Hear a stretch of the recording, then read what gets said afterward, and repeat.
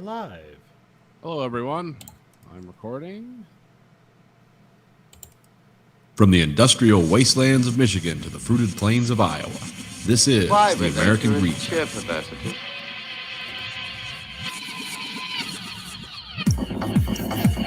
You are the dead. Remain exactly where you are. Make no move until you are ordered.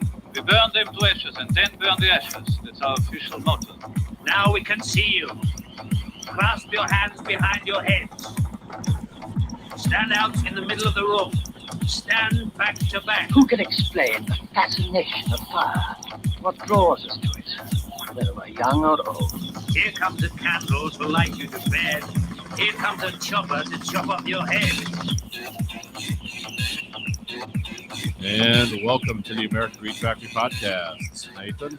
This is Conlon. Andrew. We got an exciting show for you tonight. Let's see what's going on. What happened to me?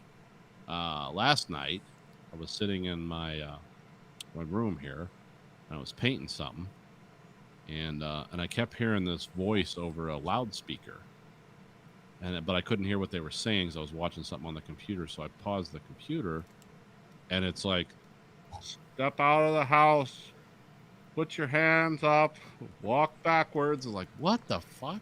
So I gathered up everyone who went outside, of course, because that's what you should do.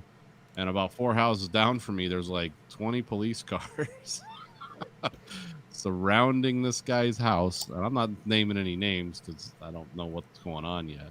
But yeah, they basically were bringing him and her out, and then they were bringing out a bunch of guns. It's like, what the hell is this? And we stood out there for a while, and then a car pulls up. The guy gets out, has a coat that says FBI on the back. It's like, oh boy. And then the other neighbors who were closer, they came down and were talking to us, and they said, oh, they got guys down there with vests or with jackets that say ATF and customs and all this stuff. It's like, oh wow. But as of right now, I have no idea what was going on, and I don't know these people at all. But it doesn't seem like anything good was going on. But that's a hell of a way to, like, what's that sound? And then the next thing you know, because we've had people parking in front of our house, because I only worked like 2 days this week because they didn't have any work for us. So I've been home since like Wednesday, and we've been noticing people parked in front of our house. And Stacy went and chased one of them off. It's like, why are you sitting here with the engine on in front of our house? Like, and he gave her some story like, oh, I'm just waiting to meet the realtor, and me and my wife are looking at buying a house here, and we know there's no homes for sale in the neighborhood because we're looking at selling our home eventually. We always know what's for sale and what the prices are. So you just check on your phone. It's like, well, there's no houses for sale here. And so we drive back home, and then the guy just like pulls off abruptly, but then he parks somewhere else. And we've had other people parked around our house. So I guess they're staking out this house. Because when we were standing outside, one of the guys in body armor comes walking up, and he was pointing at my wife. He goes, yeah, I saw you earlier. You were giving me a shitty look. And she was like, yeah, I didn't know why you're sitting in front of my house with your engine running. Like, that's weird. Now I know why you're doing it, but I didn't know what was going on. He was laughing. He's like, yeah, I saw you watching me. It's like, yeah, I don't know what all these dudes sitting in front of my house are doing. And of course, we have no idea what happened because there's people over at that house now. I think the guy that lives there and his wife are back home. So I have no idea what was going on. I don't Surprise gun license inspection. He's I don't know. just holding all these fully auto AKs for the FBI agents, and they finally came and got him. Well, I think if he had stuff like that, he wouldn't be home on his porch. Yeah, probably. Probably not, unless he had a lot of bond money. But you just never know who you're living next door to or what's going on. And I know, like, some of the people... Isn't that America? Some of the people from the neighborhood Facebook thing were saying, like, well, we don't want to assume anything. It's like, hey, lady, do you know how many times the fucking FBI's raided my house since I've lived here in 20 years? It's like 0. Do you know how many other people around here have had their house raided by the FBI? 0. So, I'll give the benefit of the doubt, but I don't think there was some crucifixion of an innocent guy going on down there. But God, I mean, who knows what they're responding to nowadays? I mean, there's so many people, and there's so many fucking militia groups and just armed groups in this state in particular. It's like, oh, you never know what's going on here. Oh, that's one of the Pauls or whatever. I think Logan Paul. I think it's Paul. Maybe it's the other way around. I forget which is their last name. They're both YouTubers, but I believe it's the younger brother. His like $1 million mansion in YouTube money in LA. I think it was LA or in California somewhere. Got raided, and it was just like they were just pulling out a bunch of guns. And as far as I know, he never went to jail. Yeah. But they just went there and took a bunch of guns away. Yeah. So you got to wonder why they're doing that. You know, I mean, there's a bunch of guns in my house. It's not a secret, but it's like they're not coming and taking them away. But then again, I'm not posting shit on Facebook like, you know, free America or whatever. And kill the libtards. Yeah. So I guess if I do that, I can start getting some attention. Well, it'd be nice to see them actually take action against those people, to be honest. So, I mean, if it is that, then totally fine with it. But, Well, I mean, I don't. Like I said, I can only go by what I see going on outside the house. But he has like a leather suit that he wears, and he trains Dobermans and shouts at him in German. They like take him down and stuff. Like I've seen this behavior because we were outside once watching this. Like, what the fuck is that? Who does that? Yeah, I mean that's like unusual. I mean, I guess if that's your thing, maybe that's his job. I don't know. Usually, like those police dogs are trained in German. Yeah. For either because they're just trained over in Germany, or they train them just so it's a second language that doesn't get confused with. Yeah, so people can't yell out counter commands. Yeah. Yeah, I mean that's with German Shepherds. These are like Dobermans. Oh, okay. And these look like the Dobermans that are like, you know, like they're really beautiful looking animals that probably cost a lot of money.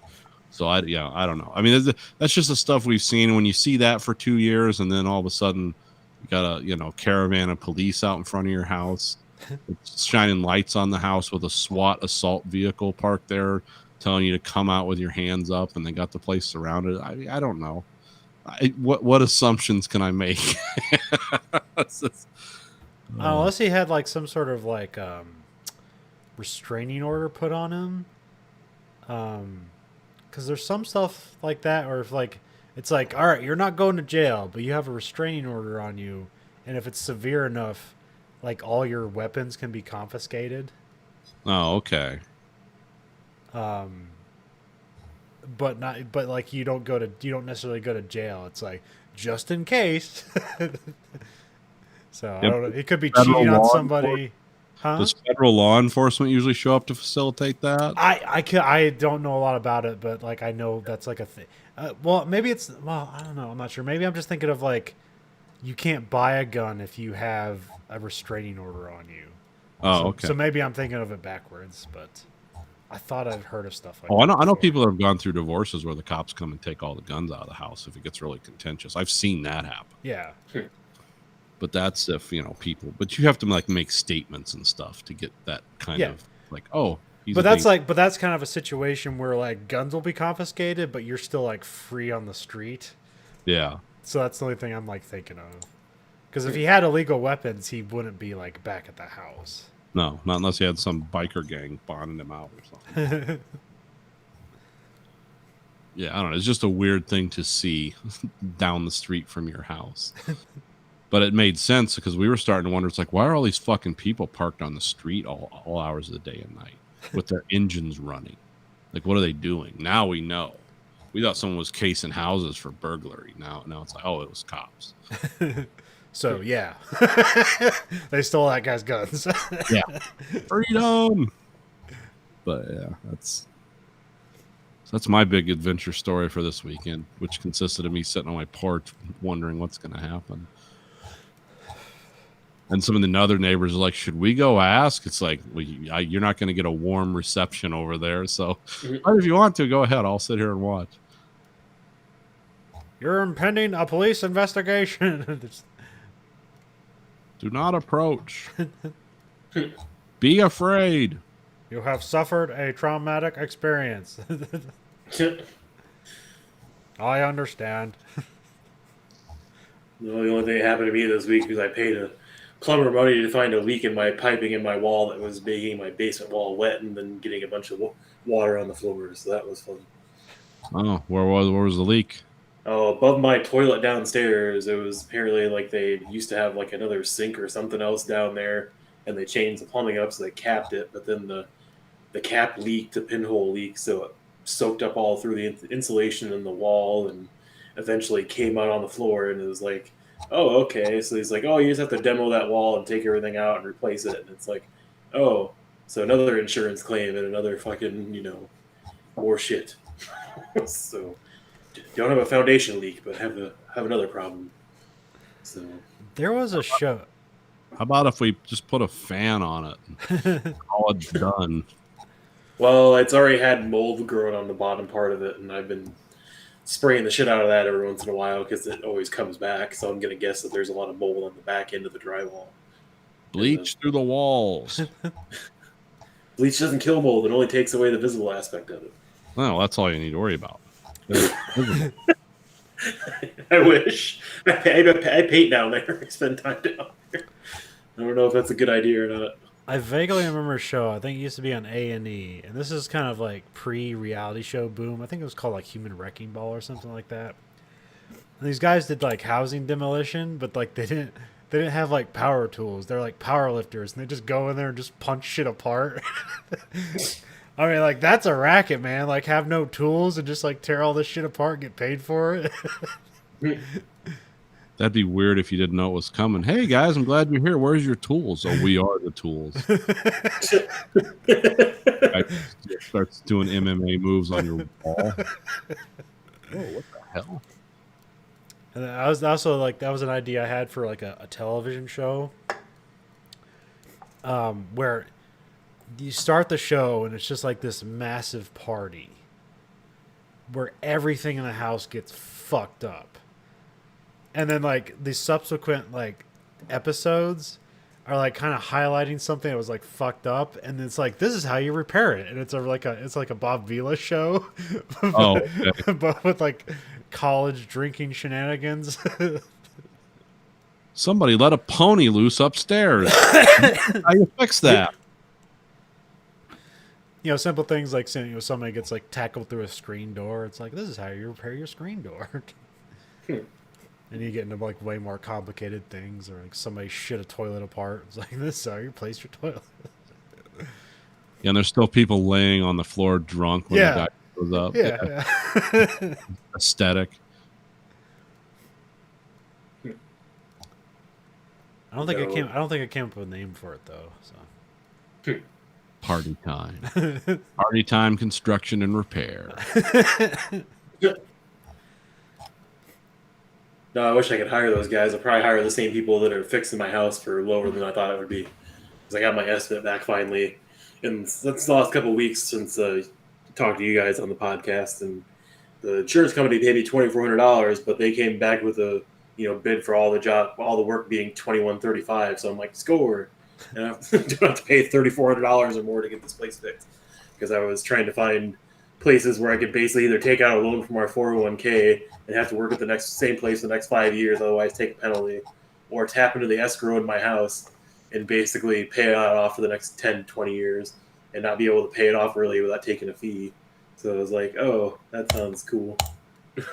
So, but we'll see with the fucking wall downstairs, because we'll see about that. If we get another bailout and maybe some other shit happens, maybe I can afford that too.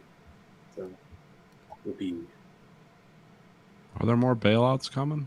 Well, they're trying to get the next stimulus package passed, but I don't it's know supposed to be a second CARES Act, but like people, the speculation was that they're holding off to it to basically be like a bribe money for the election. Okay. The best kind of financial support, bribes. Well, I heard Mitch and the boys are worried about our debt, so. Well, I mean, about. Not that they don't have a right to be concerned if we're going to give out so much money that hyperinflation happens, but we've only given out one round of printed money so far to actual human beings instead of businesses. I don't know how much we've given to businesses overall versus actual people. Well, no, that's the joke. See, Mitch McConnell and those people put those Trump tax cuts through, which essentially bankrupted the government. And now they're worried about, we can't give money to normal people. Jeff Bezos will give him more money, and he'll distribute it to the peasants like he always has. Because that's the beauty of our free market system. Yeah, because the AMALC, the statistic about, I think it was like a couple weeks ago, they said Jeff Bezos could give everybody that works for him $5,000 and he would still have as much money as he did before the pandemic. Oh yeah. So it's like, oh, that doesn't seem weird at all.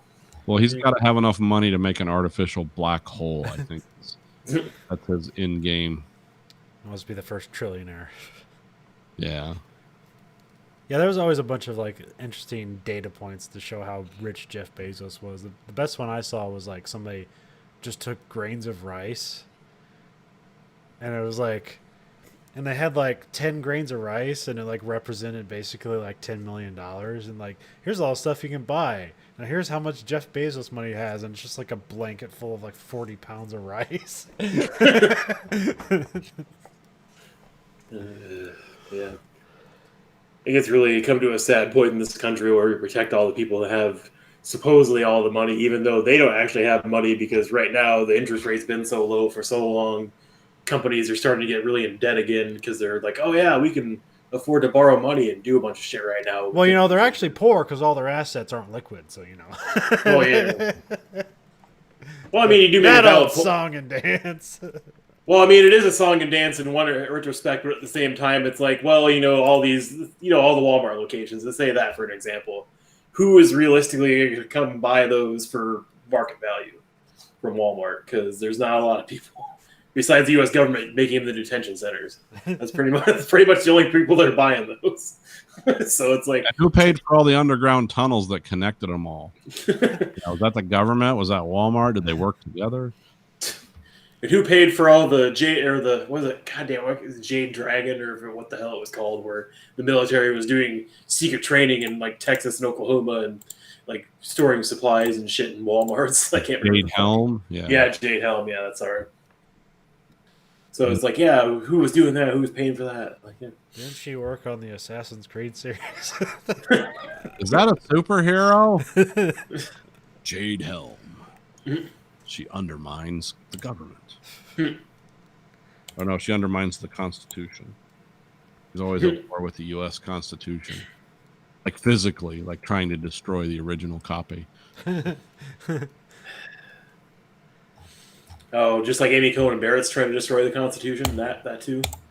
No, she's good. One of the good ones. It's like watching the not New York Times, Wall Street Journal's report on her, because they seem to be a solid news source right now, which is really sad. Like, why is the Wall Street Journal the best news source I can find right now for anything? I don't know. It's what I use exclusively, but yeah. Well, it's just, I mean, talking about her belief in the Constitution and like, oh yeah, it's exactly how her belief and what rights we have is exactly the same rights we had in 1776. So it's like, oh, okay, that's interesting. And, oh yeah, you don't believe the court has any power to do social change, and that's not the court's role in our government, even though it's been doing that for so long that you could argue that since they're the one part of a three-armed government, that's part of their job too. It's not just the legislative and the executive branch making social change, but also the judicial branch making social change in America. It's like that's what it's there for. But she believes that they shouldn't interfere in public's life anymore. They're just there to solve court cases. And it's like, oh, okay, like, oh, that's also disagree to agree that your comments on separating the church and state boundary in the Constitution and taking that out because, you know, God's better for everyone. Is like that went in badly. You know, Sharia law has been very popular and proven to be the best form of governments have like strong religious backings. You don't really need presidents when you can have clerics and priestly castes running everything, because that always works out. Well, when you can claim victory on body count, you know. Yeah. That's where America's very strong at. Victory as body count. Yeah. Megadeth in terms of victory. And then so I didn't know till this week because I finally looked it up and like, oh, okay, they have their confirmation hearing like next week. And I was like, oh, you know, who votes on that? The Senate and the House? And it's like, oh no, just the Senate. That's why everybody acts like this is a done deal, because it is. So it's like, God damn it. Well, in more depressing news, we have an F1 update. Oh. Okay. Last week we had the Russian Grand Prix Okay. in Sochi. Did you watch it? Because I told you it was supposed to be a boring race, but No, I didn't get to watch that one. I had some chores to I do. only saw highlights. But I don't know, it's interesting in the in the beginning because there's another just first lap crash. Yeah. There's a weird thing on the second turn. They put like these little bollards up, whereas if you go off the track, you're not allowed to just like go back on the track because you'd gain an advantage because you fucked up the turn. So you're Oh. supposed to like go through this kind of weave through this little area with like these bollards that are pointing you in two different directions. So you're supposed to go left of it and then right. And so Max Verstappen, he fucks up the turn, but then he navigates the bollards like really really well and just like basically doesn't lose any speed whatsoever. But then Carlos Sainz gets up there and basically like the whole back half of the bunch Yeah. Sorry. just goes off the track or just fucks up the turn and goes off the track, but like they all just like go back onto the track. They don't navigate the bollards. Well, Carlos Sainz, being a good Boy Scout, decides to navigate the bollards, but he hits it at such a weird angle that he just ripped off his front left tire trying to keep his speed up because it hit the wall. So yeah, then he was spun out, and then Lance Stroll, I think around the same time, got hit by Charles Leclerc, so he got knocked out of the race. So I think that was the only DNFs that happened that race. Lewis Hamilton got a 10-second time penalty before the race even started for weird reasons. Okay. He was like he was practicing his starts at the end of the pit lane, and I guess he wasn't allowed to do that. And so because he did it twice, they gave him 2 5-second penalties. Okay. So yeah, at some point he had to like just come into the pits and serve a 10-second penalty, and then got back out there. So he did not win the race. So Valtteri Bottas got one more victory this season. So Okay. Valtteri Bottas did put like a really good fight up. He started in third, Max Verstappen, and was fighting Lewis Hamilton until that first pit. So who knows if Bottas would have won on merit, but he ended up winning anyway. So it's good for him. Max Verstappen was second. Lewis Hamilton called his way back, third, and then Sergio Perez got fourth. And I can't think of like what else. I think Charles Leclerc got like a fifth, which I was like good for Ferrari because so much of Ferrari sucks this year. So yeah, that's the only thing that's really happened in that race. It wasn't too much shenanigans. What else? But yeah, Lewis Hamilton's pretty much on his way to winning the championship. Yeah. he'll probably have it wrapped up in like 3 more races. So. But he needs to win one more race, and he ties the record for wins from Michael Schumacher. Oh, okay. Yeah, because it kind of seems like there's no guarantee that he's going to come back next year. Oh, yeah? He's going to tie the record when he wins this year for most championships. So, like, does he come back for one more just to break that record? Because obviously he's clearly at the top of his game, but he also seems like he's ready to do something else with his life. But he's also feels guilty because, like, if he leaves F1, he'll have left F1 being the only black driver and leaving F1 and there being no black drivers behind him. Really? There's none? No. Huh. At least, I mean, not F1. I don't know if there's any in the F2 or F3. There's none that I can think of. Oh, okay. But, yeah. So I know he's like kind of worried about that. He doesn't want to be the only black driver in F1. I didn't think he was the only one. I thought there'd been others before. No, these are the. It occurred to me. No, he's on. What is it?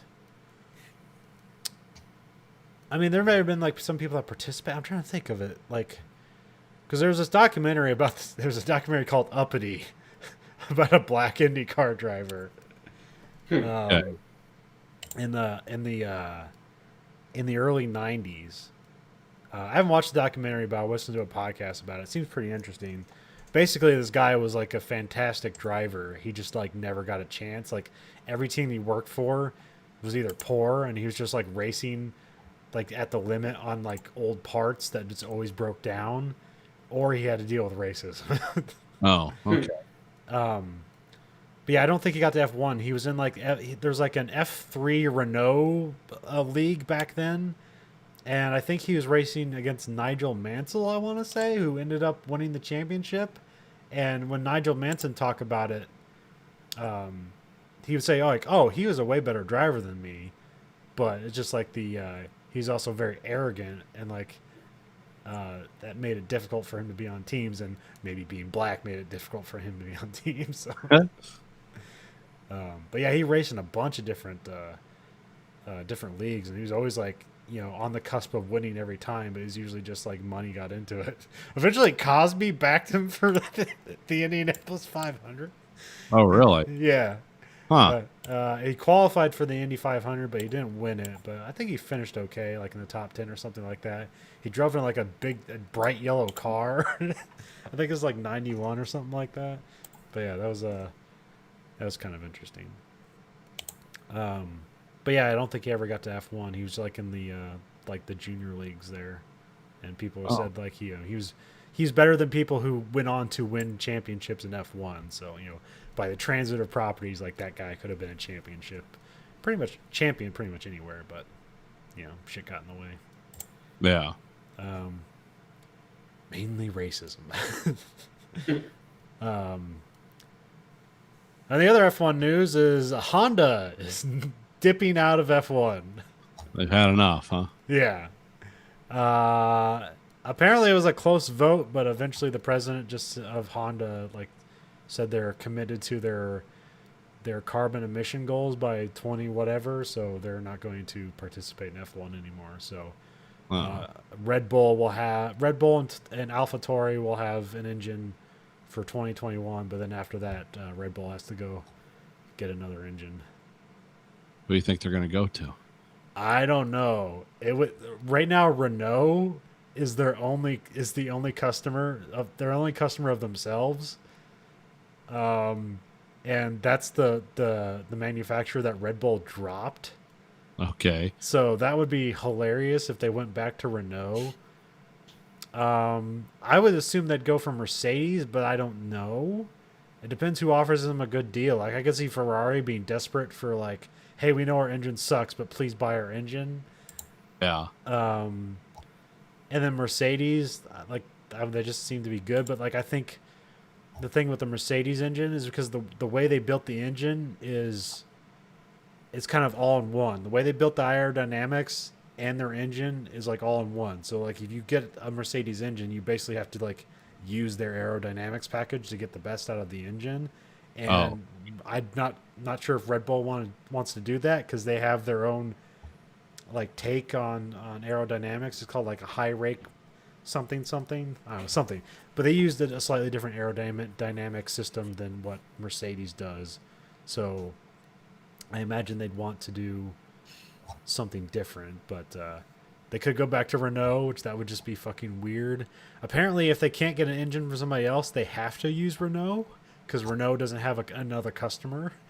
Yeah. So there's a weird thing there. I didn't really get the specifics on that, but basically, I guess Mercedes and Ferrari don't have to supply them an engine, and if they don't, Renault has to supply Honda or Red Bull with an engine. I like the rules of F1. They're always very straightforward and easy to understand. Oh yeah, I could see why they do that. Well, do you know why it's called Formula One? I used to, but remind me. Well, yeah, just take your guess. I thought it had to deal with gas. I thought it had to do something like the gas was Formula One or something. Oh, I thought it was your powertrain combination and wheels and everything. It was there was a certain formula you had to use. Yeah, essentially that. Yeah, it's if you think of a car as a recipe, what's the ingredients you use to make this car, and think of that as a formula, and that's Formula One. Oh, okay. So I actually knew. I thought Yeah. it was okay. Hmm. I thought there was you're going to tell me something weird. It's like no, it had to do with the truffles they made. You know. But also, like, you hear about spec series, like what's that stand for? Just Specifications. Yeah, specification, where it's like all the cars are essentially the same. But in F1, it's not that. It's like, here's the rulings, and then here's the window you get to operate in. Now, they're not telling you exactly how to build the cars, so they're not all the same. But there's a window. Like, Yeah. you can't just build whatever the fuck you want. You can't build 6-wheeled cars anymore. The old 6-wheeled car craze. How long did that last? Usually, like, I mean, multiple teams have done it, but it seems to, like, it never like, it either gets banned immediately or it's too expensive to make it. Yeah. So I've seen pictures and they always talk about new thing, and then immediately they quash it. Like, nope. I remember the fan car was the big one where that went out there, destroyed the field, and they immediately banned it the next race. Oh yeah. Or the stuff about where they're using ground effect stuff. They call it like I think it's a diffuser, which is how you build the bottom of the car to create the ground effect. And so they created rules around that, so you can't use a diffuser anymore. And so then they got around it by using a double diffuser, where essentially it's like the main body of the car didn't have a diffuser, but you built a second car on top of it that did. And it was legal. And why? Because of off. But anyways, Can't use diffuser. He didn't say we couldn't use two. So yeah, that's the F1 update. There's no race this weekend. There's a race next weekend in Germany at the Nürburgring. All right. But I thought you were going to say at the Nuremberg rally. It's like, what? Yeah, sorry. But it's going to be called the Eiffel GP, because they can't call it the German Grand Prix because the Hockenheimring owns the name German GP or German Grand Prix. Okay. So they used to race at Nürburgring for the German Grand Prix, and then they haven't for like the last 8 years or so. It's been at the Hockenheimring. Usually because the Nürburgring is always in disrepair and nobody can pay for it, but so this year they're going back to the Nürburgring for a race. Now they're not doing.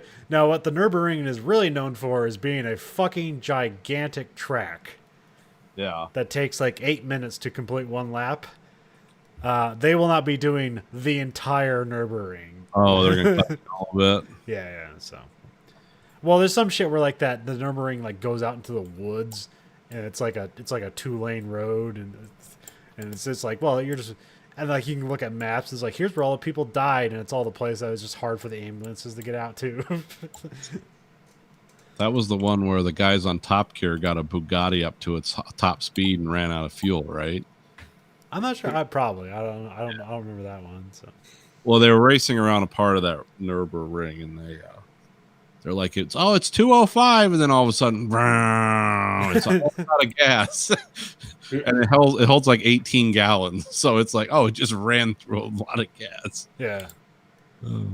Yeah, it's a super long track, but there's different variants of it, so they're using the F1 approved variant. Yeah, but it's not the Nuremberg track. No. The new Das Reich team. Sorry, when you started saying new, and then I was like, Nuremberg, what? Yeah. You love the trials, you'll love the track. Like the rallies, love the hangings. Show your support with a flag. A flag. Burn my book. Burn my book. That's a great salute you got there.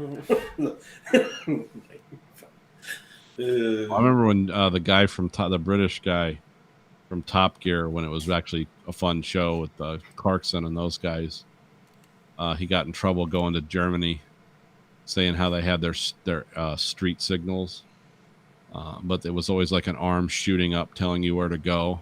He started imitating Hitler. Turn here, turn right, turn left. But it was him going, basically standing in a circle, giving a Hitler salute. And you know, people in Germany didn't think that was funny. This was in the 90s. It's like, yeah, I can't imagine why.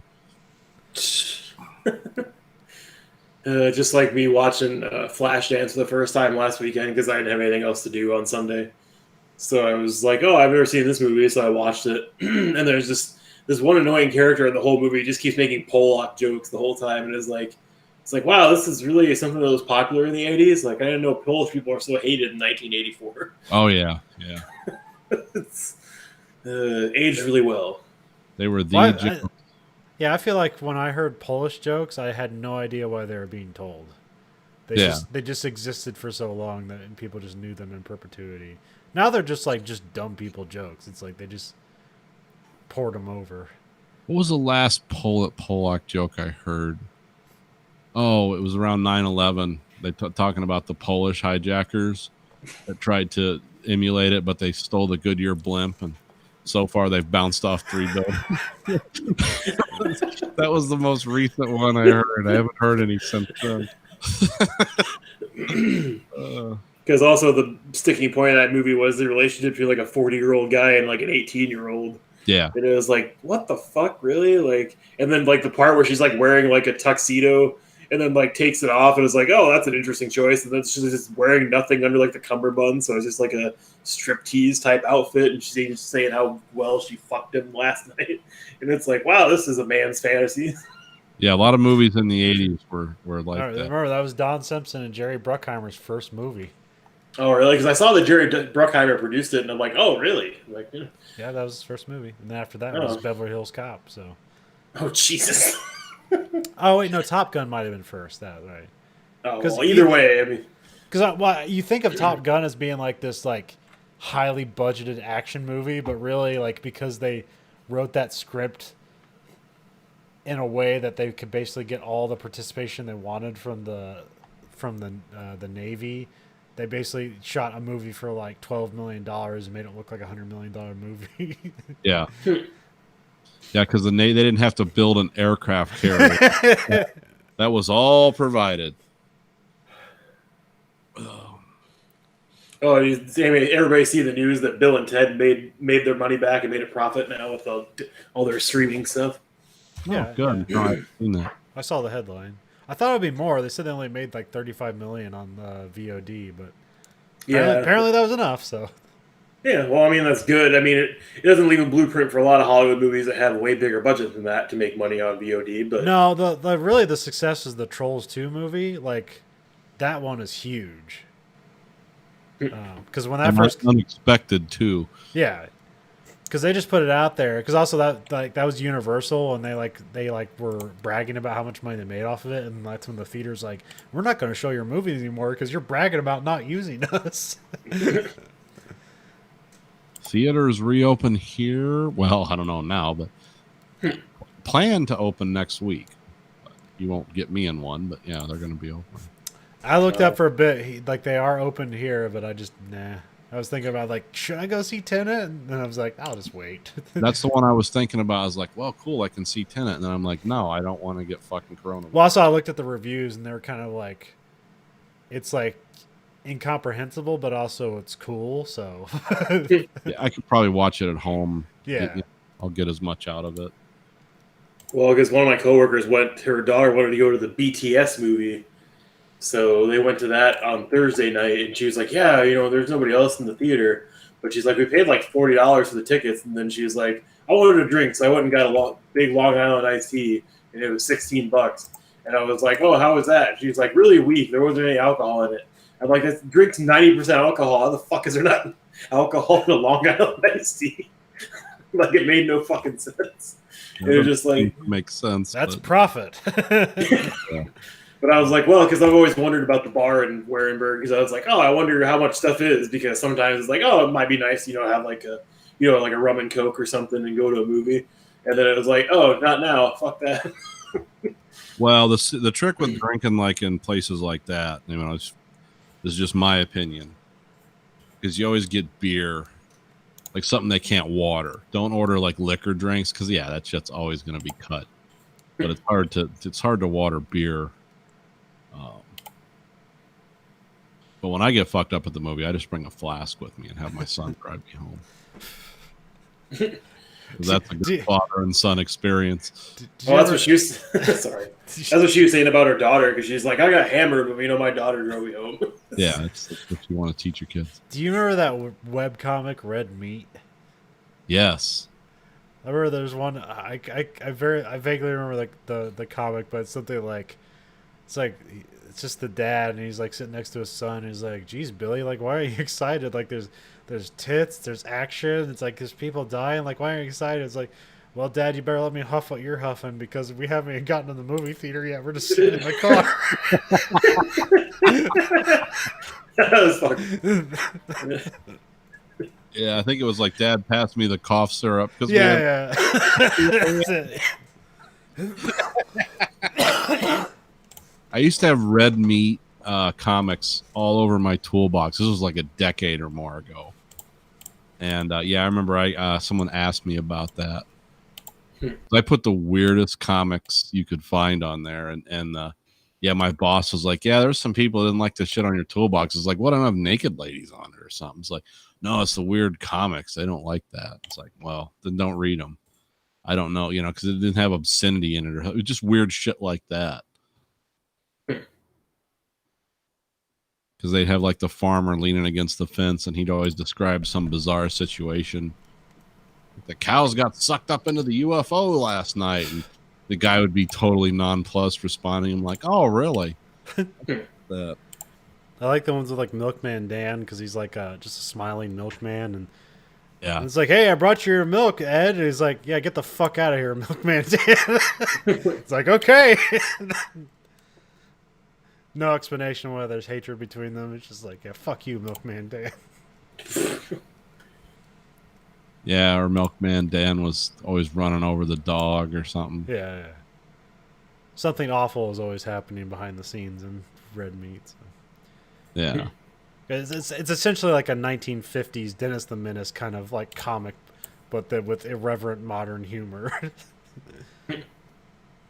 And I think like it existed in modern times, but the aesthetics is like definitely a 50s aesthetic.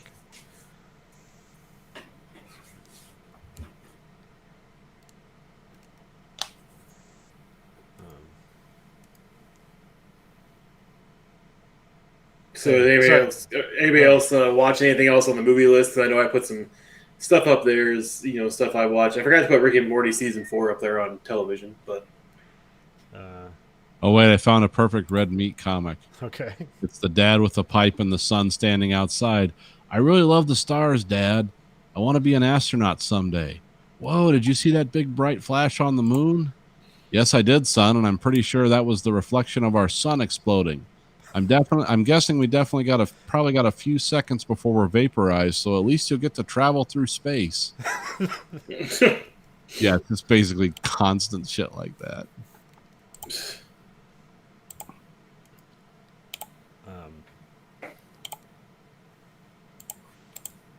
But yeah, anyway, what were you thinking? I'm sorry.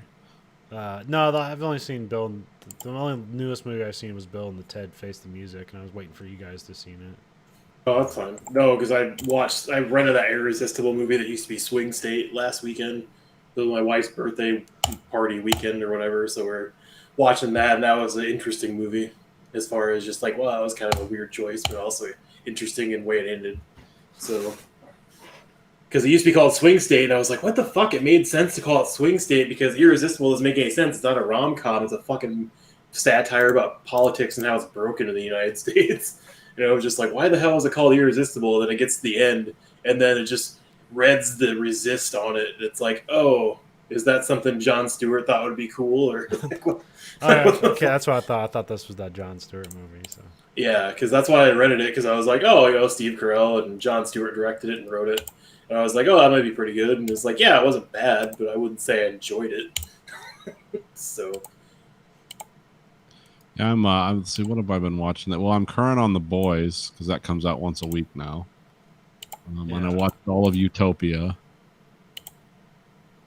And well, basically, I haven't really been watching a whole lot of anything because everything I've probably spent like the last 3 weeks. I probably spent almost 30 hours playing one game.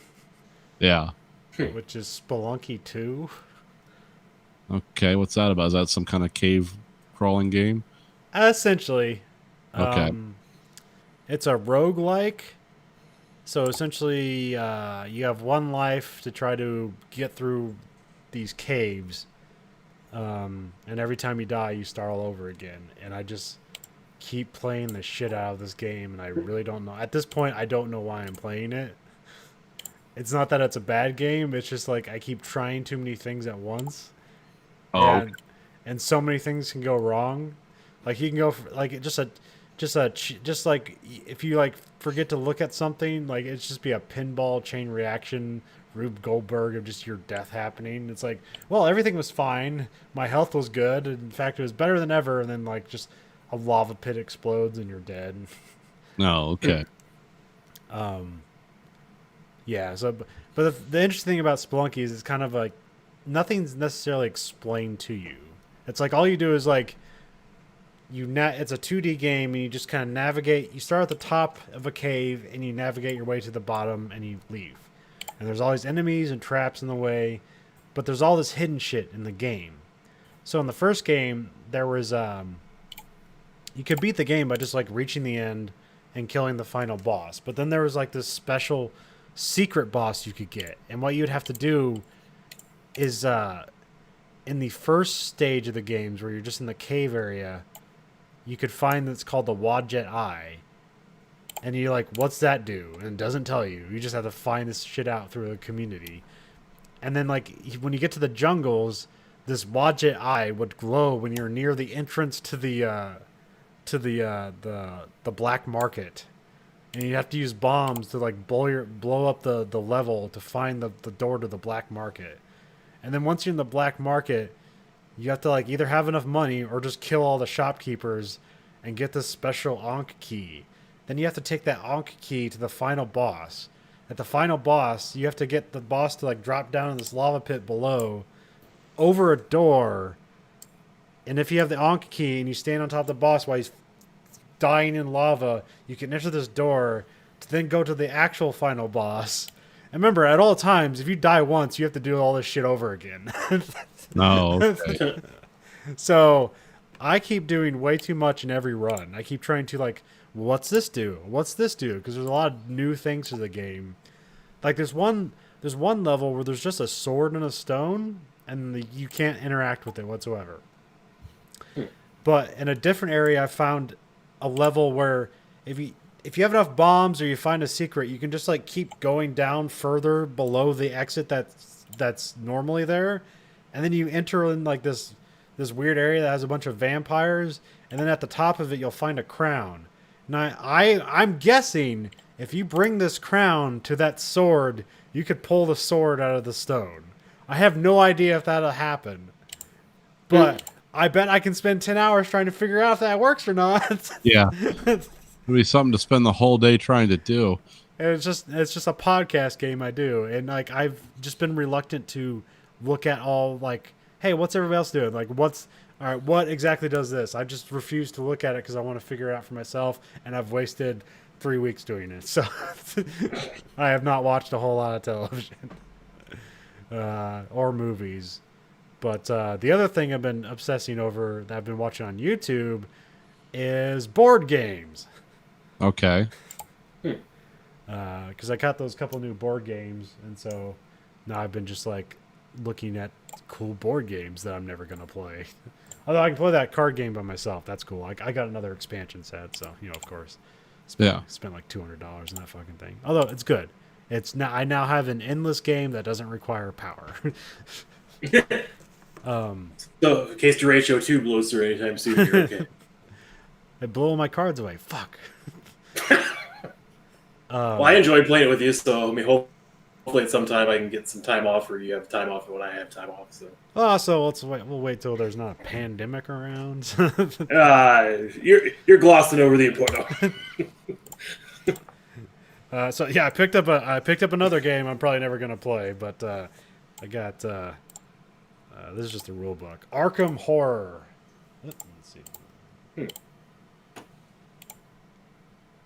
Which is like a cooperative detective game, and like sort of what's that guy? Strangelove Cthulhu stuff. Oh, H.P. Or Lovecraft. Lovecraft, not Strangelove. Who the fuck's Strangelove? Oh yeah, that's Doctor Strangelove. Never mind. I'm getting Yeah. everything crossed up. Anyway, so like, you have like characters here, and I think they can die because like the other side is in black and white. One side's in color and the other side's in black and white. So I think they can die, but also I don't think dying necessarily means you like lose the game. It just means you have to play it differently. Okay. And you get all these cards and these like add things to your character. Like your hand is like aspects of your character. So you can get like a gun, or you can get like, you know, nervousness or stuff like that. Like they're like aspects of your character, and you have to use it to investigate this Cthulhu monster and you know, whatever. So seems pretty neat. I haven't even read the I heard good things about it, so I just picked it up. There's tons of expansions, so we'll see if I like that. The other one that looked interesting is there's a series called Pandemic. Okay. Yeah, Appropriate. just appropriate in time for this. Now the first two series is about you working together to try to solve a pandemic. Yeah. And then there's like kind of like a expanded thing. They're called Pandemic Legacy. There's Pandemic Legacy Season 1, which is about trying to solve the pandemic.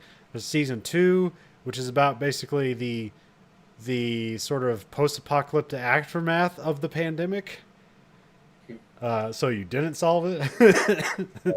And then there's coming out this month is Pandemic Legacy Season 0, which isn't about a pandemic at all, and it's about Cold War espionage, but it uses like the pandemic kind of framework as the game. Mechanics. Okay.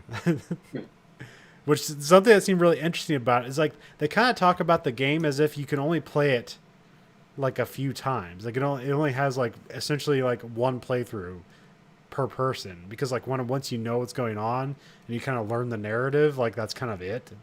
Oh, okay. But then there's like interesting shit with this game where it's like you can draw a card and it'll tell you to destroy another card, like literally. So it means like there's only like this game can essentially only be played through once because like you're ruining parts of the game. Wow, that sounds a little hardcore. Yeah. Well, Risk made a lot of money off that because they had something where basically you play a campaign, and then every time you conquer a territory, you burn that card or tear it up or whatever. Huh. And then so you basically run through all the assets of the game, and then you're done. It's a one-time playthrough in this campaign, so it takes more than, like 4 hours or something. But it's like $40 or $50, and you only use it once, and it's like, yeah, thanks, waste culture. Like, now board games used to be something you kept for years and played a million times, and I just play it once and throw it away. Consume the game. Well, that's what's been getting me like interested in board games, because I kind of just always just pass them aside. I just remember like not liking them from childhood, where it's like I like the idea of this, but I just don't like participating in it. Yeah. You know, like every game of Monopoly you start, like this is going to be awesome, and it just sucks and you quit. Or you cheat and you quit. Or you cheat and someone else quits. Or they cheat and you quit. Nothing is solved and no one feels good because of it. But they're like seeing all these games being like, it's more about like storytelling, but like how they take like these very limited like mechanics of just like pictures and cards and dice and create drama around it. I think that's fucking fascinating. Yeah. And like all these European games where it's like, you know, it's not necessarily like, you know, you're not necessarily just playing the game to try to win. It's like you're experiencing being an art vendor in Copenhagen in the 18th century. Yeah. So that stuff's pretty. So yeah, there's a YouTube channel called Shut Up and Sit Down. Their stuff's pretty good.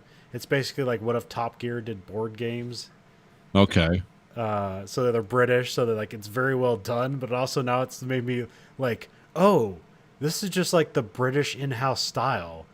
Like this is just what they do. So now like all those British kind of review shows have lost their luster for me because I can now see the framework behind it.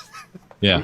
Even though it's well done, well written, well performed, I can see it's not necessarily wholly unto themselves. They're following a formula. Yeah, very formulaic at the end of the day. It's like, oh, I thought this was something quirky. But it's still good. Yeah. So now I get to watch them like review really expensive board games like Gloomhaven, which I'm not necessarily sold on. It's like $120 game, but like I don't think I'm gonna get it.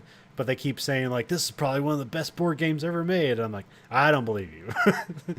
Oh, it's fucking weighs like a goddamn. It weighs like 50 pounds. It's got so much shit in it that it's probably worth $120 to be honest. But at the same time, it's hard to justify that cost. I still haven't watched their review of it, but it gets brought up in almost every other video. So, I guess something about the fight mechanics in it is really well done. But actually, the most expensive board game I watched them review was Kraken Hole. Wow. Okay. Which really, it's I don't know, it's like curling on a wooden board, on a circle wooden board. So like really what costs so much money is like it's just like a really well done piece of wood. It's $300 for a Kraken Hole board. And it's basically curling. Like you there's like a bunch of semicircles and you're trying to like hit your little puck towards the center. But if there's other pucks on the board, you have to hit them at least once, or you don't get a point and stuff like that. I don't know. It's a really simple game, but that was the most expensive one I saw them review. But the other expensive one that like it's too expensive, but it looks fucking cool to me, was Too Many Bones. Okay. Which I think you can only buy this straight from the manufacturer. But I think it's like $160. They were touting its ability to be waterproof because all the cards are plastic, and your character sheets are like neoprene, like foam, like like they make mouse mats with, like those mouse pads. So your character sheet is like this mouse pad thing that has a bunch of square cutouts in it. And what that does is like this game has like 90 dice to it. and like a bunch of these dice are character specific, and you like roll the dice and you fit these dice in like these different like shaped parts of your character sheet, and that creates like a spell that you use on the enemies. And like depending on like how you like rolled, like either the spell will work well or it'll backfire on you. It just looked fucking fascinating. Yeah. I'm not really big on the high fantasy theme. Like I would buy it in a heartbeat if it was just space shit. But yeah. But that's the one I'm like. But I'm probably not gonna get it because I just don't have anybody to play with. But also has a bunch of expansion packs where you just get more characters. Oh. Although the expansion packs seem more reasonably priced, they're not an additional like $100. There's like a lot of little games that seem. There's a Japanese company called Oink that they make all these like little games that like fit in kind of like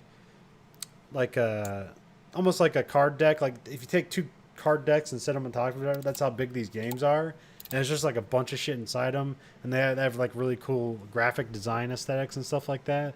But they're just like really simple games. Although they seem to not enjoy most of them, but like some of them are neat.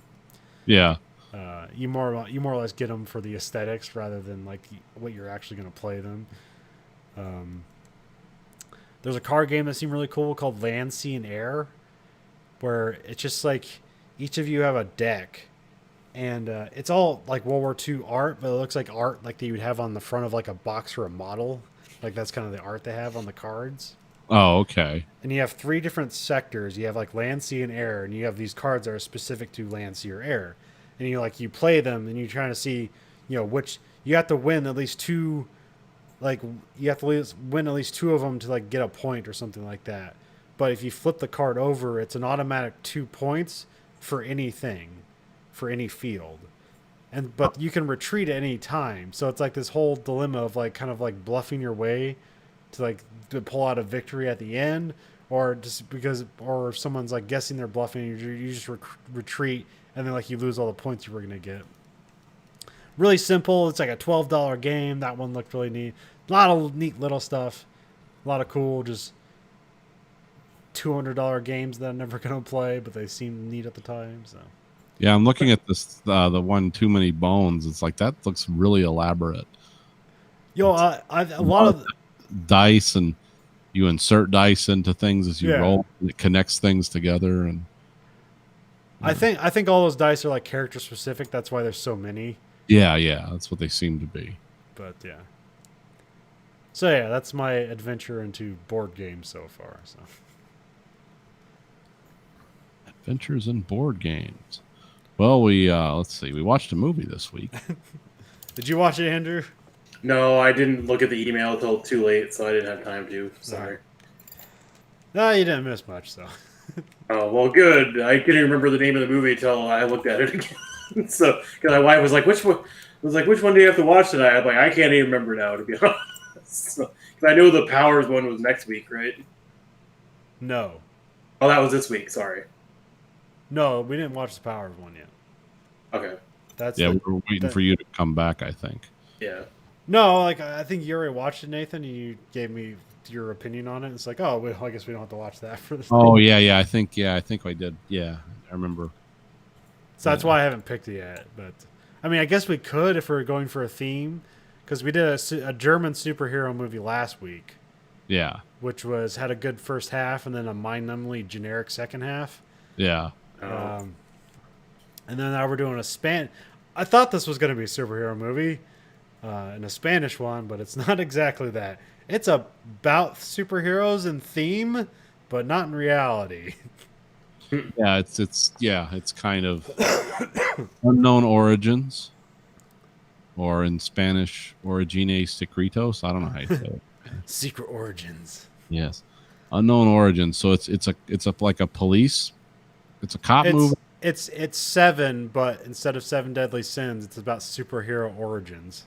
Yeah, and it's a movie that manages to be like I don't know. I like this. It's all movie. over the place. Yeah, I like this movie. It's all over the place, but it tries to it's dark and fun at the same time.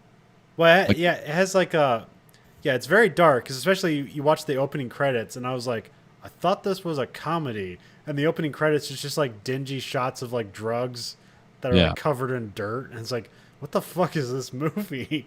Yeah. But the comedy is very broad, Yes. And far reaching. and but like the material is like pretty dark. Like I said, it's just Seven, but with superhero stuff. So it's a very odd mix. Yeah, it's like quirky humor and horror.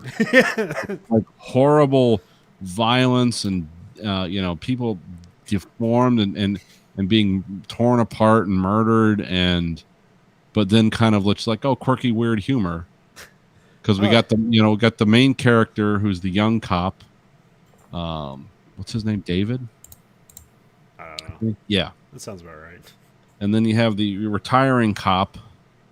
So, was his name Cosmo or something? He seemed to have some name like that for him. Yeah. And then you had Jack Black / Kevin Smith, the retiring cop's son, who owned a comic book store and seemed like a successful businessman, but yet his father was ashamed of him because his older brother died, and as a policeman trying to save people from a burning building, and he could never measure up to his brother. And then you had the chief of police, who was a lady who was into cosplay and nerd culture, but also was the chief of police. Or I'm not sure necessarily the chief of police. She's like the captain of the detective department. Or something like she's that. the head of something. Yeah, she's in charge not- of the detectives. But she's not. I don't think she's exactly the chief of police. But yeah, she's up there. Yeah, So yeah, the first time you see her, she's basically in this Sailor Moon costume, and you're like, is she like on some like stakeout? Is she trying to entrap people for sexual what do you call that? prostitution or something. Prostitution. But no, she's just in sexy cosplay outfit because that's what she does on her free time, Yeah, which was funny. So yeah. Well, I mean, like so there's a lot of there's a lot of things, there's a lot of parallel, there's a lot of themes in this movie, and when I say parallel themes, it's like they don't necessarily seem to intersect to tell the story like in a way I would understand it. because this movie it makes fun of itself all the way through, but then it manages to be dark and gritty and horrifying at the same time. Yeah. And there's like especially at the end. So. Yeah. And there's like real life and death going on, but these people are kind of like throwing out one-liners, and they're sort of like, you know. But also, like, the humor is very like Big Bang Theory. Yeah. Where it's like, it's just, hey, isn't this nerd funny because he's a nerd? Now he made a reference to something nerdy. Isn't that funny? It's like, no. Kind of out of line with the rest of the movie almost. Yeah. It's like, well, they take these weird side detours where they're like, they try to see like, here's the value of nerd culture. It's like, do we still need to like do this in movies? Yeah. Well, apparently in Spain they do. Yeah, maybe in Spain they do. So. But yeah, it was just it was like a weird copy of an American comedy. It seemed like it seemed to like take everything they do in American superhero movies and kind of like try to turn it on its ear and be funny, and then have some murderous psychopath that's going around mutilating people in horrible ways, and that's like the sub story. Yeah, it's like, whoa, it's like this movie like. It's changing its shape all the time. What are we doing? I don't know, I guess this is probably a terrible comparison. But do you remember Hudson Hawk? Yes. Oh, yeah. It's one of my favorite movies. I'm just kidding. But yeah, I remember it. Well, just like how it tried to be this fun movie, and then it was just also like very vulgar and had lots of like unnecessary violence. And it's like, what the fuck is this movie? And they have like, you know, singing sequences and shit like that. Yeah, it was trying to be quirky and offbeat. Yeah. I think they were trying to. Were they trying to recapture the moonlighting, like that kind of vibe? I never got Hudson Hawk. I didn't know what it was trying to be. Don't worry, nobody did. So. One of the worst movies of all time for a reason. But, who made that movie? I mean, I can't remember anymore. I know Bruce Willis. Willis was in it, and he was also the producer and I think writer. Oh God. I think he like rewrote so many things. He just got a writing credit. I don't think he concepted. I don't think it was his conception from the beginning. Oh, okay. Because like the sequences where they're singing and robbing the place, I think that was all Bruce Willis. Oh, okay. You know, and that's like a 10-minute part of the movie, so it's like now you get a writing credit. And I can't remember who directed it. I think it was some British director. Just doing his job. Michael Lehman from San Francisco. Oh, okay. But, What else did he do? Let's see. Probably nothing. Oh, he went to Columbia, so. Let's see. Hudson Hawk, Airheads, The Truth About Cats and Dogs, My Giant, 40 Days, 40 Nights, Flakes, and Because I Said So. Last movie credit in 2007. Oh, Airheads is good. Yeah, I was going to say that's probably the standout one from all that. But that's also a cult classic. It had no success when it initially came out. That was one of those Comedy Central movies that just reran it all day. Isn't that like almost every cult classic movie anymore? It's like it didn't do well in the box office. Nobody liked it at the time, but now it's huge. Yeah, that's why you call it a cult classic. Yeah, I know. So.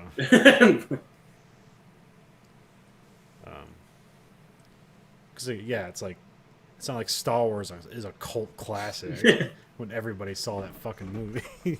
It isn't? God damn. The plucky indie movie Star Wars.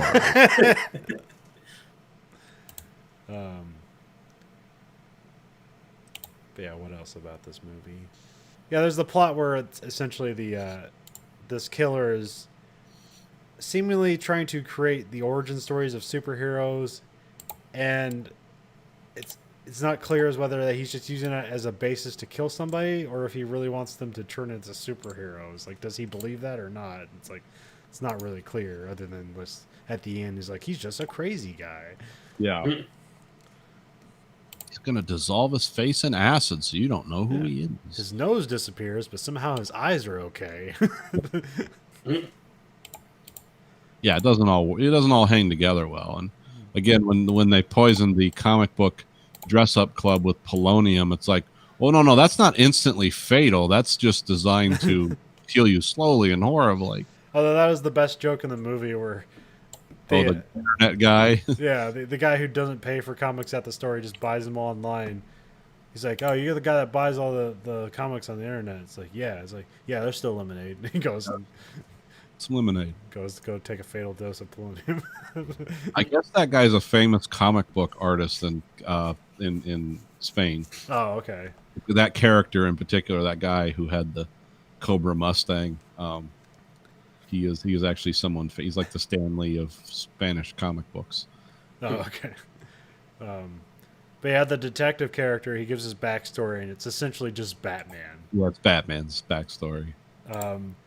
But the interesting or weird thing is that, like, you make it obvious, like, oh, like, he was the first. Like, he was the first attempt to create a superhero. And you think that all the time, but then they, like, double back on that, where it's like, no, this guy, like, forged evidence to make it look like that when they went to go look back at the case for his parents dying. Yeah. Wasn't that true? So he just, like, took credit for it. Yeah, Anyways. the guy was basically, this guy's been pulling strings for like 20 years. Yeah. What was he, the Undertaker or the coroner? Yeah, the coroner. Yeah. But yeah, I mean, this movie it was kind of a weird wink at a nod at itself that didn't take itself too seriously, but with a real dark understory. That's what I found the most fascinating about it. Yeah. It's like, this is really almost like Seven. Like, Yeah. The story, the nucleus this story turns around is terrifying, but then you've got these quirky characters like, oh, we're gonna laugh. Well, apparently it's based on a book, so that's weird. So yeah, I kind of wonder like what changed, or if this this is the intended result. Well, the director and the writer of this, so this the guy who wrote the book too. So. Oh, okay. And this might become a series. I don't know. Depends on how successful. This is one of the things that came out this year, and then the pandemic happened, and it got pushed. And now it's on Netflix. So it's one of those. Well, both of like this movie and last week's movie had like kind of the lame ending where it's like, and what will happen next? It's like, Last week I'd be like, who cares? yeah. This one I actually sort of like. Like, I didn't watch. Well, it this. was just like he just becomes more Batman, but his Batman stuff is kind of lame. So Yeah, he's like sort of a capable person. But... I mean, he's literally a detective, but he's not the world's greatest detective. And he only becomes rich at the end. I did like there's just a pallet of money at the mansion. Yeah, just the pallet that they had to bring in with a forklift of money, of euros. But yeah, I didn't hate it.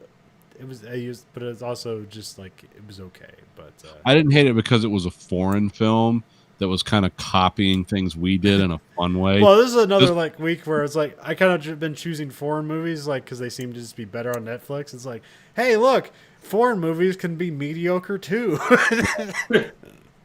Yeah. Part of this movie's charm is it's kind of aping the stuff that's going on here in a fun way. But if this was an American movie that came out and was like this, I'd be like, this would be insufferable. Yeah, it's like, what the fuck?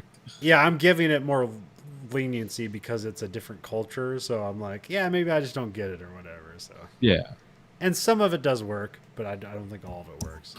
No, it's far from perfect, but but the characters do because there's grow. like almost like I could see like if they did a little more Terry Gilliam, this movie would make more or less sense, but work better. Yeah. They had the character catharsis stuff, which is always good. Now, it was the most generic kind, but I don't know if that was meant to be a joke or if that's just the way they wrote it. That's there's some things here I don't get where it's like, this isn't deep, but is it like these are comics for the most part, unless it's like Watchmen or something. It's like, so was this supposed to be meaningful, or is this just another wink and a nod at the audience? I don't know. Well, also like the way they were able to just like duck using Marvel stuff, where like they can mention it by name, but they can't show any things. But they'll have like strategically like pages that are ripped, so like it says Incredible, and then like clearly it was Hulk underneath, but it was ripped, so you can't see the Hulk part. But like, you just fill in that gap yourself. Was that a rights thing while they were doing that? Yeah. Okay, I wasn't sure, but Because there's that bit where, like, to do research, he gets all those comics, but, like, all the comics they show are just, like, generic one-off comics that aren't actual superheroes. Either that or there's some Spanish comics that I have no idea what they were, but... yeah. Yeah, I didn't. Didn't think of that, but yeah. Yeah, and this takes place in Madrid, but, like, I don't know, most of the story just takes place indoors, so I don't. Yeah, You don't really get a really feel for the city or if they even shot in Madrid. Well, I think it was shot in Madrid. It said that on the IMDb stuff. So yeah, I'm sure it was. I'm sure this is one of those things that, like you said, was funded by the government. yeah. Well, yeah, because there's also another thing I was wondering. Is like, is this what makes this kind of like generic or mediocre? Is it because they were like trying to make something for an American audience?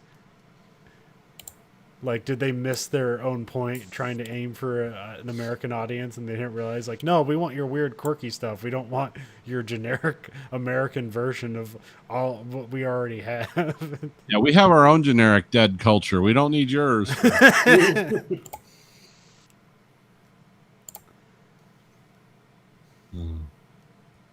But yeah, it was fun. It was a fun movie for what it was, and I don't regret watching it.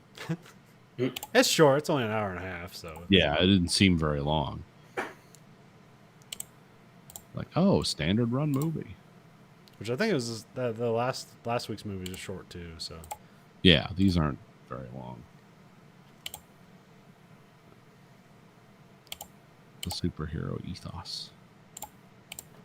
the next week we'll be doing a spooky movie, Which one's that? The Ritual, Oh, okay.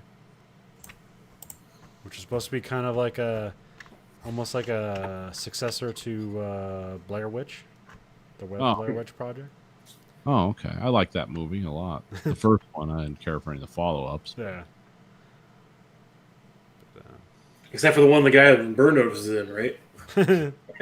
That's the second one. That's Book of Shadows. Yeah, I never saw any of those movies. So Oh, the Blair Witch was cool because it was was that the first found footage movie or the first really successful modern one? Yeah, that was the first modern one. And I enjoyed the weird. I enjoyed the weird viral marketing around because that was like the early internet Yeah. where you could like pretend that these people like this is all real. Here's the evidence. Set up a fake website and it seemed legit to people. Yeah. Yeah. It never worked, or it doesn't work again. No. Anyone seen the trailer for the new Borat movie? No. yeah, it looks interesting. I don't know if it'll be good or not, but it looks interesting. Well, it'll be on Amazon Prime, so Yep, that's the only reason I'm going to watch it. yeah, me too. Yeah, I don't know. Like in theory, I like those movies, but it's kind of like that Andy Kaufman stuff where it's like too embarrassing to watch. It's like I don't want to see somebody waste somebody else's time, even if they deserve it, and it's funny. I just don't like to see that happen. I like of all the Sacha Baron Cohen, the omnibus of his work, I like Borat the most because it seems like the most fun and relatable. I don't like a lot of his other stuff for the exact reason you're saying. Borat, I like it because the character is interesting and the way he plays it is amazing. Now, that one he did where he was the gay fashion guy, the Bruno or whatever. Yeah. Yeah, I could not. I was like, oh, this is like really uncomfortable. It's funny, but it's like I could not sit through that. I was like, oh my god. I'm better with Ali G stuff, but that one's where he's just a ridiculous character, so that makes more sense. Where it's like Borat, just kind of like it's like weird casual racism and like and stuff like that played as humor. It's like, yeah, it's funny because he's supposed to be a foreigner who doesn't know things, but also that's just a dude putting that out there. But I don't know. Well, yeah, it's fun though. I always liked that original movie Borat, and I like the shorts on Ali G. Because it just undermines things, which I think is fun. We did that one recently for Showtime where he's like pretends to be like the Israeli like defense guy or something like that. Yeah, some of those were good, and some of those were real. I couldn't watch them because it's like Well, first of all, it's shocking to me when I realize, oh, there's people out there that are just fucking stupid. And some of them have like a lot of money and stuff too. And they're just complete morons. Mm. Yeah, he found a lot of dumb people to go along. I don't know who goes along with that either. It's like some guy comes up to you and starts proposing this ridiculous shit, and there's a camera stuck in your face. Like, yeah, I don't think I'm going to say or do anything you want me to, man. I don't know what you're selling here, but but some people feel like whatever their message is so important. It's like, yeah, this guy's with me. We're going to go on a journey. It's like, yeah, to his bank, and he's going to make a lot of money. How many people lost their jobs over This Is America? I mean, I know there was a couple state representatives and stuff, like they got them on camera saying the N-word, and it's like, well, okay, you're done. That's it. That's why more movies like that need to exist. It's the only reason people lose their fucking jobs for being bigots or pieces of shit. So it's hard to argue against that, to be honest, for me. So. Well, they didn't lose their job because of that. They lost that because the company they work for has like some clause that allows them to fire them because of that. Well, either way, I mean, it's like the same thing about the people like posting shit on social media about like horrible people because they're like Trumpers and shit, and then they lose their jobs, and it's like, oh yeah, that's what karma means. You act like a fucking racist asshole, and you get treated like a racist asshole. Oh, funny. Well, my problem with that is like I don't know who thinks they need to air that stuff publicly. Like, you're not going to win favor like putting that out there. It's like, well, it just has to erupt from your mouth. You have to say this stuff or do this stuff. I don't know. Like, well, yeah, like when when your local insurance agent, you know, or someone like just decides to post things about, well, we need to take a second look at Hitler or something. It's like, what are you thinking? Where do you think this was going to go? Are people going to be like, we never thought of this? So yeah, let's pursue this. I always think it's wild when it's the people that like go around antagonizing people like for wearing masks and stuff like that. And it's like, what's the background on this person? It's like, oh, she's the city's comptroller or something like that. And it's like, yeah, like, what the fuck are you doing? It's like, oh, this person is a part of government and she must be intentionally making sure it doesn't work, but we're paying her to make sure it doesn't work. Yeah, there's a lot of things that you need to, again, there's a time and a place, but, some public internet forum is not that place. And it's also, what are your objectives? Like, some of these people, I don't think they're evil people. I just think they have these opinions that they think are so important, and they just have to get them out there, and they haven't really evaluated what they're saying or why they're saying it. They're just like, this is emotional, important to me. It's like, okay, well, yeah, I get that, but do you really think that this is the time and the place to do it? Well, and if you do, why? Like, what has led you to this? When I get those people on Facebook where like they've like essentially lost the argument on all the shit they post on there, so now they're just posting about like killing pedophiles and stuff like that. Because then there's no pushback on that stuff whatsoever. Yeah. Now they get to be like all about this thing. It's like, why isn't anybody doing anything about all these people fucking kids? We need to kill them immediately. Death sentences for kid fuckers and stuff like that. And it's like, I'm not going to disagree with you, but why are you posting that? What does this have to do with your pro-Klan post an hour early? I'm trying to tie all this together. I need a narrative thread so I can invest in your life story. Yeah. That's why I put like goofy shit up and pictures of models, because it's like I don't want to have political discourse here. I don't care what you think, and you probably don't care what I think. So, yeah. I really fucking hate those ones where it's like some weird like soul. This is what I believe about the American flag. Share if you're brave enough to agree. It's like. It's like, no. Yeah, I get those sometimes. Oh, I bet you won't repost this. I'll bet you're right. You're right. I won't repost this. Why, are you afraid? It's like, no, I'm not retarded. That's the thing. I'm not stupid. I'm not going to repost this. I may repost it if you actually made the post and it wasn't just something you picked up on some weird website and put to your Facebook page. Yeah, if it's like a picture of you and you're sitting in the backyard drinking a beer and you obviously, this is not from a meme generator, I'll at least read it. Like if you agree. It's like, well, no, I don't agree. I just think it's funny. Sometimes if people do the like if you agree, I'll put the laughing face on there. And sometimes I get a thing like you were supposed to like. I said, well, I didn't necessarily agree with it. I just thought it was funny. Shit, if you agree. It's just nothing but poop emojis for. Speaking of models, did you guys look at the pictures I sent you for the Yes, I did. models I put in there? Those look very hold on. I like the tank guy with just vats of acid in the back. Yes, and the giant fucking axe, because that makes sense. Hey, you gotta put something in one of his other arms. He's got a chain gun on one.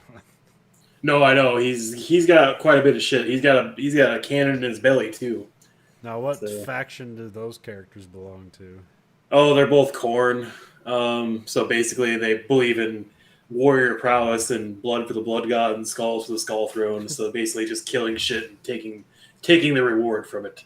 Okay. So they're very fighty. And I used the tankier one in a game last weekend, and he killed like I don't know how much fucking shit. And he barely made his points back. He killed like half the board, and he's like, "Oh, he cost 465 points. It's a 2,000-point army."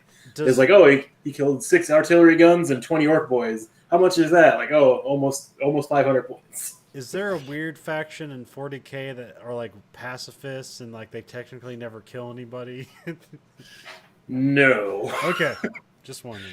I mean, it's either your Nurgle, so that's another chaos god. It's plague and pestilence. So it's just like, oh, okay, everything's rotted and everything's dying, and they can just basically cough on you and you instantly die and melt.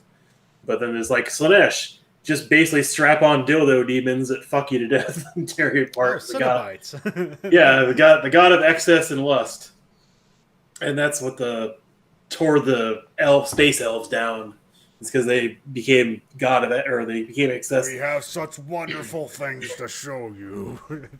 And then there's Zeech, which is the god of change. He just basically like, hey, do you want a mutation? Do you want this? Do you want that? And then just, he likes to trick sorcerers into like fucking with his magic, so they'll like change into like a pile of shit, or just like make themselves a pile, or like turn themselves into dust. Ha ha ha! And I did it. There's, sorry, there's Tyranids, which is a space bug race where all they do is just invade a planet, kill everything, ingest all the organic matter, leave the planet a dried husk, and then keep moving on. So they're kind of like the Zerg or Xenomorphs.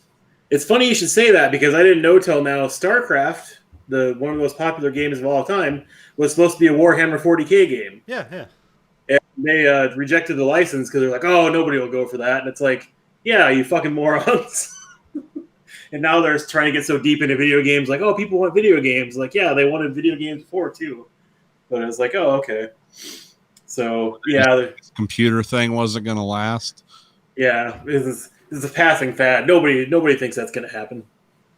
But, yeah, so I actually bought a book from the Black Library, which is their specialty books and stuff like that for 40K. It's the Guard Field Manual. So it's basically the manual they give Guard troops to basically like, hey, if you don't do this, you get shot. If you don't do this, you get shot. Fill out this form or you get shot. Like in front of the book or whatever. So I'm reading that because it's like basically it's like what they would give you in the Marines for like a field manual, except it's a fake field manual for Guard members. And I think it was only $30. It's actually pretty nice. So kind of excited to read the rest of that. So far, I've only gotten into the parts where it's just basically agree to this ordinance or you'll be killed, or agree to this ordinance or you'll be killed. It's a fun read so far. You'll be killed for not being killed. Well, yeah, I mean, it's just the Imperium heresy is heresy, so it doesn't matter if it's because when I read the one 30K book about like the fall of the Empire and stuff like that and Chaos Rising, it was just like, oh, it's like this is a planet full of humans, and like, oh, but they embrace basically these like glass-like creatures they made to be war machines, so they embrace genetic modification and just weird technology. They're like, heresy will burn the entire planet to the ground. So basically, if he was like, oh yeah, because he even says in the book, like the first page, if you fail to produce this at any point in time during any inspection, you'll be shot. It's like, well, you better have this book on you at all times, otherwise it's heresy. Everyone knows that. But yeah, so 40K is an interesting thing. Fantasy is interesting too. I mean, that's the reason I play Total Warhammer 2 a lot, but it's not as interesting lore wise to me as the 40k universe is. But no, it's been a while since I shared a model on here, and it's just like, oh, I painted these guys in the last like 4 months, so talk about them maybe. Yeah, that looked pretty cool. Yeah. The Lore Skulls took me like all week, obviously, to paint, and it was a pain in the ass. But it's like, well, okay, that cost $180, and it's fallen apart 2 times because the tread thing on the front broke off last weekend, and it was like, why? I super glued it. Like, it's like, nope, doesn't care. Fuck you and your dreams. I should have known life is like that. Anyway. Oh, well, you can ask Nathan what he uses, because you don't use super glue anymore, right, Nathan? Well, I use super glue with resin and photo etch. Oh, okay. And I use super glue when doing kit bashing. I use a lot of super glue because when things aren't designed to go together, it's nice to have super glue, especially when you have like a syringe full of the super glue accelerator. It's because you don't even have to hold it together. You just press it on there and hit the syringe, and then it's instantly set. Also use super glue as gap filler, but yeah, you don't have to wait for it to dry as long. If you're painting over it, you can use gap filler. Because the Games Workshop models they're resin, right?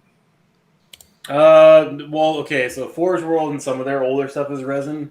It's called fail cast because usually it's so fucking horrible that it's warped or missing shit or undefined that people don't tend to buy it. But yeah, I mean, most of it's just plastic, and the plastic welding glue works really well on it. I've been trying Tamiya's version, but the smell is so strong, usually I can't use it for more than half an hour, unless I get a headache. So even with the fan on in front of me. So it's like, oh, okay. It's like I was putting models together this morning before I went to Walmart to get groceries and stuff, and I was like, well, I've been doing this for a half hour. I feel like I want to throw up. So it's it welds a lot faster than the other glue I was using from Testers. But at the same time, I think I'll go back to the Testers because I don't get a headache and don't feel like I want to throw up from using it. Well, Nathan has a little ventilation setup he can show you, but I need to do that anyway because I do have a little like basement window down there. I probably need to just vet through there for other stuff. That way I can get an airbrush at some point too. Well, also Nathan has a mask he works with, so. Oh. Yeah, I was looking at those on Amazon earlier. I'm surprised I had any in stock, but I might buy one sometime soon. Just depends on. Oh, they're helpful. I was shooting lacquer today on my my F-150 model, and it's like, yeah, I put the mask on because Grayson came out in the garage behind me. He was like, "Jesus Christ, Dad!" I said, "That's why I'm not shooting this in the house." He was like, "What is that?" I said, "That's lacquer." It's like, "Why are you using that?" I said, "Because it's completely dry and ready to work with in 5 minutes." Stuff I shoot in the house is water based, and I wear a mask with it too because it's not great. But yeah, well, I mean, there's just more and more stuff that I can't, like Zip Kicker for super glue fucking annoys the shit out of me, just like the other glue does too. So it's like, well, definitely don't use that a lot as much as I use because that's mostly for just bonding resin really quickly. Yeah. Otherwise, obviously, plastic welding glue doesn't work on resin. But I mean, I haven't used a lot of that. It's only more basically conversion bits right now, just because Common Berserker is a little bit harder to convert because the main kit form is like 25 years old, and everybody hates the models because they're just so fucking old, and everybody else has got a better updated model kit so far, and they haven't done it. But the rumor is it'll come next year at some point, but we'll see. GW doesn't have enough models put out that have halfway decent updating and new detail and better scale. Because all their stuff now is like a head taller than all their older stuff. So I mean, not that it's like really distracting, but you can definitely tell where it's like, oh, what do you want for this 25-year-old model? Oh, $60. Oh, what do you want for this model you just designed and made a new mold for last year? $60? It's like, yeah. I think I know which one's the better investment, and it's not the 25-year-old model you up the price on. So, yeah. Anyway, enough model talk. Nathan, did you work on anything interesting the last couple times since I saw you? Oh, not really. I had that. Did you see the Russian tank? Oh, it didn't come up on my Facebook feed. AV1. Well, I put it up a couple weeks ago. Oh, okay. Yeah, I did that one. I mean, I was working on something. Yeah. But I haven't. Nothing I've posted since then. I'm working on a 1970 F-150 4x4 right now, for just for shits and giggles. You tell everybody at work you just bought an F-150. I'll tell them. I bought a 1970 F100 with a Ranger package, 360 V8. Because that's what I do. I just buy Hot Wheels at Walmart every week, and it's like I just bought a Plymouth Firebird. Like, it's like it's got almost 0 miles on it. Like, really? Yeah, Smokey and the Bandit edition. I bought a Himikuta. Himikuta convertible. It was like a kid. Took it for a drive on the track this week because I'm playing with my Hot Wheels track, like going loop. Just it's like no one has to know these lies. They just work with you. They don't see you in normal everyday life. Who gives a shit? And they see it. They see you on the world in like a Honda Civic, and it's like, what happened to your Himikuta? Oh, tough times. I had to sell it. I fought a really tall man and shot him with a quad barrel shotgun. But then I sent these silver balls after me, and they destroyed the Himikuta.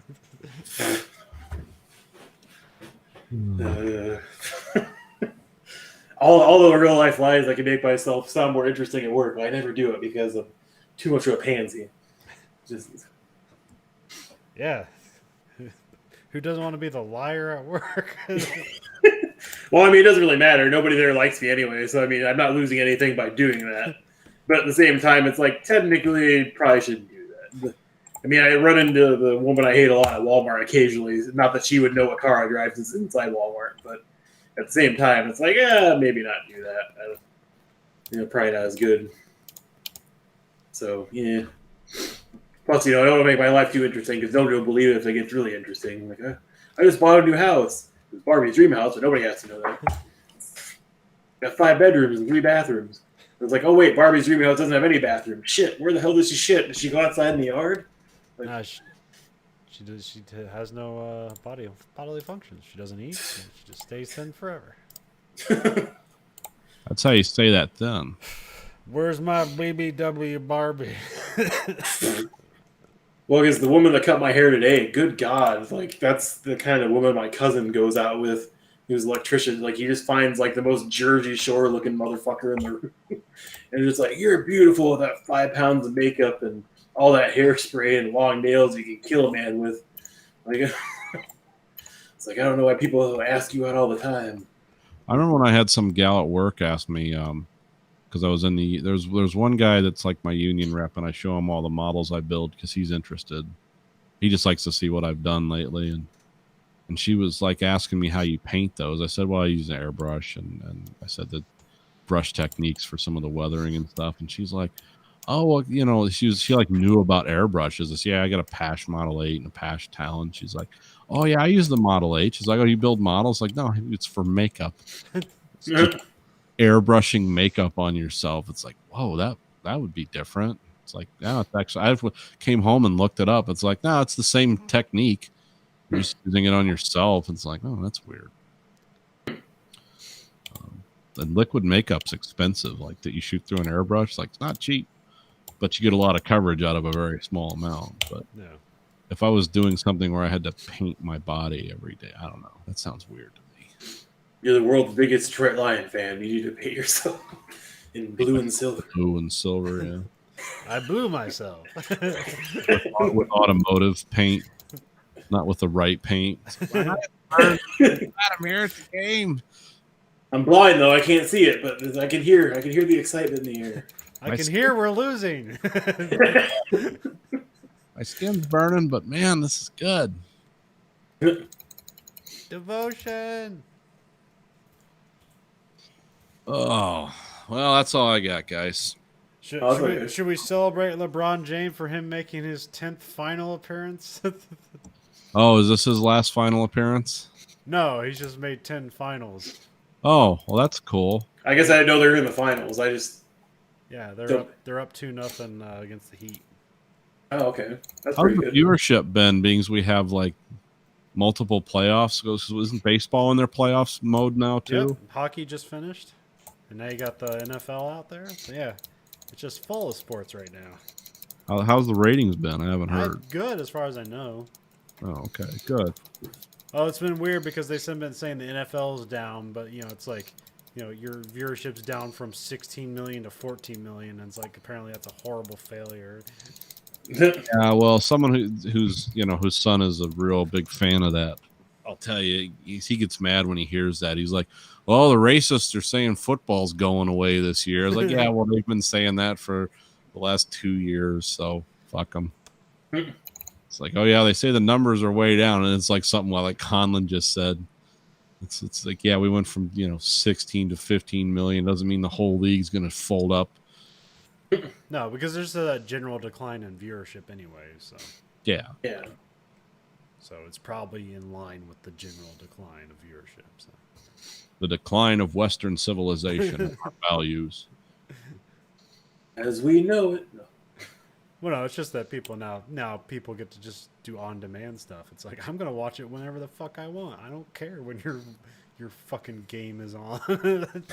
I like the guys at work that do Sunday Night Football and like the double games. It's like we got to be in at 4 a.m. These guys are going to bed at midnight. It's like, yeah. Well, I never got those people. There was like that, like it was like a $300 college package, and like you could literally watch every college football game every weekend. It's like, fuck that, fuck you. My neighbor used to do that. It's like, he's like, I can't believe my wife left me. It's like, well, shit, dude. You're fucking in front of your TV. It's like, who loves college football that enough where you're not just following your team? Oh, degenerate gamblers. Yeah, that's the only thing I can think of. So yeah, that's. Yeah, like my brother-in-law that has it just so he could bet on stuff and it was like a parlay or whatever, not parlay, a fucking trifecta or whatever, so he can like bet on teams and watch games all day.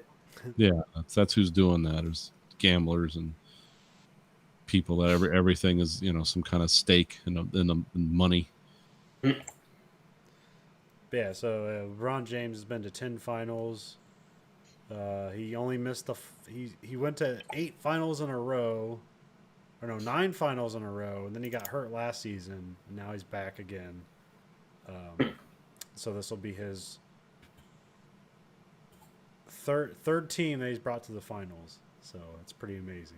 Now, he's only won 4 championships out of those 10 tries. Yeah. So that's not good, but still, fucking got him there every time. He was the difference. Yeah, but he was the guy carrying the team there. Yeah. You can't play all the whole field. No, that was an interesting article that came up that basically it's like that was like the flip side of this is like whenever LeBron James leaves a team, they're just like they're in shambles. Like it takes them forever to recover because like they quickly hire all this veteran talent that then when he leaves and they're still around, they're overpaid for what their worth is, and then like they just got to dump them, but they're never going to get their money's worth for what they're worth and. Stuff like that, but I don't know. He left the Heat like 5 years ago, and they're back in the finals now. So yeah. Is he in the Lakers now, or yeah, Lakers? Okay.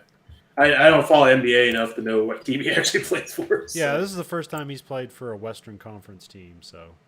Oh.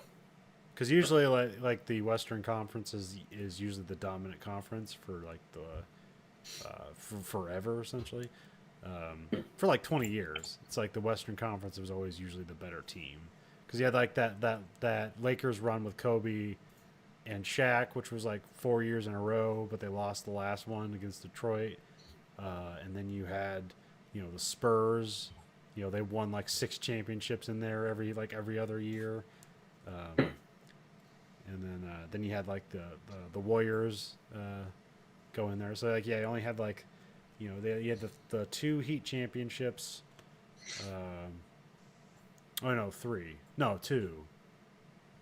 No, 3. Yeah, 3 Heat championships, and then the one he got with the Cavaliers. But yeah, it's all been Western Conference, pretty much. But.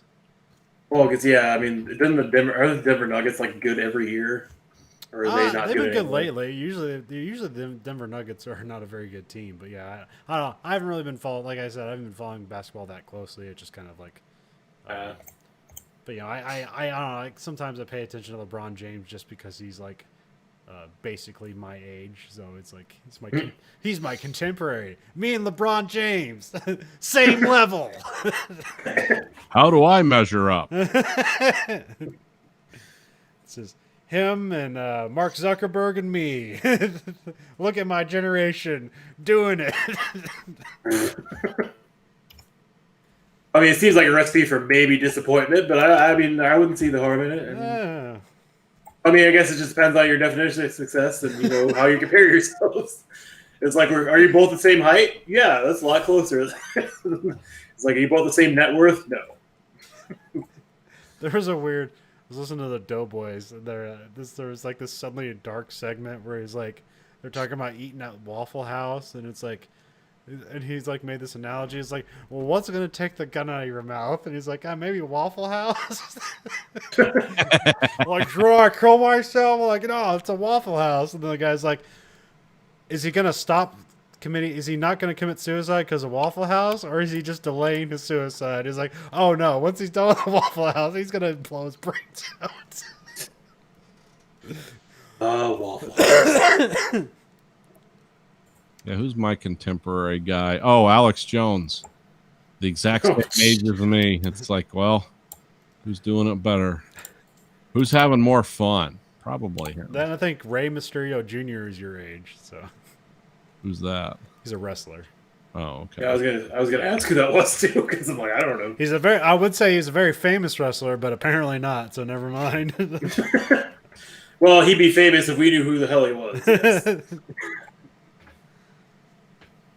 Yes.